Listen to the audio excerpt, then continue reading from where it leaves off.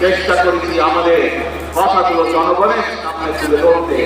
এবং আমরা সেই সময় দেখেছি কিভাবে সেই স্বৈরাচারের বাহিনী আমাদের নেতাকর্মীদের উপরে অত্যাচার করেছে, নির্যাতন করেছে, গুলিগোলাজ করেছে। কিভাবে আমাদের এই অফিস, এই পল্টন অফিসে তারা কিভাবে হামলা করেছিল, কিভাবে গুলিবর্ষণ করেছিল। আমাদের সেই আন্দোলনের সময় আমাদের বহু নেতাকর্মীকে এই প্রতিবেশীরা সেদিন বিভিন্নভাবে সহযোগিতা করে সাহায্য করেছে। আমাদের এই আন্দোলনের সময় যে সকল এখানে অত্যাচার নির্যাতন হয়েছিল তার ফলে এই মানুষগুলো অনেক কষ্ট ভোগ করেছিলেন।